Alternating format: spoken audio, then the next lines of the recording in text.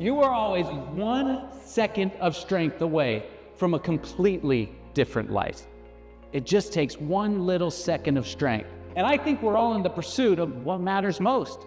And the reality, I think there's 3 things that really matter to everyone in this room, and it doesn't matter who you are. Number 1, I think you want to reach your potential. I think deep down inside, you know you were born for more.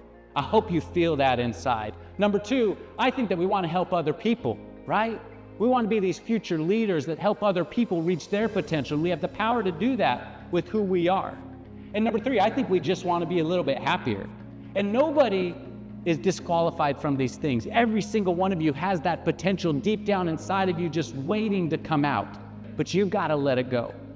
Every one of you has the power to change somebody else's lives just by being who you are. And everybody in this room deserves to be happy. The problem is, the pursuit of what matters most doesn't really look like this. It looks like this. It's hard. It's difficult. Sometimes it's challenging. Sometimes we struggle. Everybody is struggling with something. Everybody's got a weight on their shoulders, something invisible that maybe you can't see. And struggling doesn't make you a bad person. It doesn't mean something's wrong with you. It just makes you a person. The number 1 thing keeping you from what matters most in your life is distraction. Distraction is the enemy of action, keeping you from gaining traction towards a life filled with satisfaction.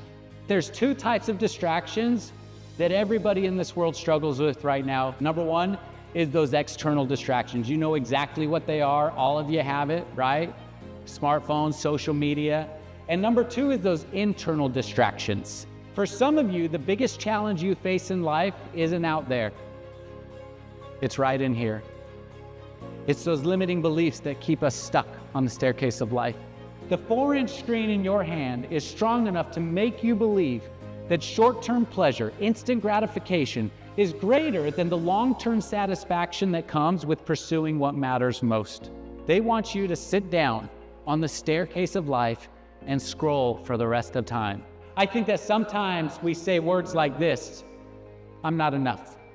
Or we think that we always fail, so why should we even try? I want you to know something. First of all, you can't believe everything you think, because none of those things are true. The reality is you are enough. You were born enough. You don't have to be perfect. In fact, nobody in this world is perfect, and you might fail, but failing is how we grow, because remember, the messy middle of life, that's where we grow. We grow in the challenge. When we start having these limiting beliefs, instead of sitting down on the staircase of life, we start running backwards. We start running away from our potential. We start running away from what matters most in our life. And so we've got to decide that we want to stand up and we want to move forward. So when I was 12 years old, I started playing the guitar. And I knew without a doubt I was going to be a rock star. But then when I was 15 years old, I was asked to speak at this really large church event. It was a lot like this. It was in my high school auditorium, but there was about 2,000 people. And I remember sitting on that stage really nervous. What really kept me stuck that day were my thoughts. I remember sitting on that stage thinking, I can't do this. I'm not good enough. I don't have anything to say that is going to help any of these people. Why did they even ask me? And when we have these negative thoughts, they lead to these negative behaviors. And when we have negative behaviors, they lead to these negative experiences. And those negative experiences, they turn into negative emotions. And those negative emotions, they just turn right back into thoughts. And now we're on this spin cycle of thinking negatively about ourselves, believing that we're not enough. The devil doesn't need to tell you that you're worthless. He just needs to distract you from your worth a little bit more. He's got a lot of tricks to do that. But one of those ways that he does that is those external distractions that we talked about before. The other way that he does that, he just keeps putting those negative thoughts in your mind, and he keeps telling you that you're not good enough, and you keep believing it because you're starting to have these negative emotions. We have to replace those thoughts immediately. And when we do that, we start to train our brain. You see, it's this simple process of recognizing when there's a trigger that is making us feel less than.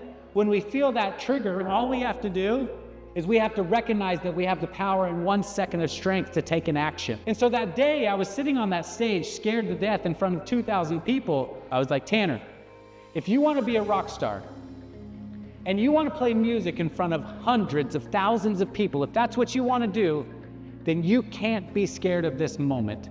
And in 1 second, it changed. In 1 second of strength, I went from being scared to death and questioning every decision I'd ever made in my life to knowing that I was in control of the decisions I would make for the rest of my life. It took 1 second of strength to choose courage over fear. It took 1 second of strength to step into that potential so that I could change the lives of other people in that moment. I truly believe that I'm standing on this stage today because of a 1 second decision I made when I was 15 years old. If you remember nothing else today, I hope it's this. I hope you know that you're in control of your life. You are always 1 second of strength away from a completely different life. So go find your 1 second of strength and make your mark. Thank you all.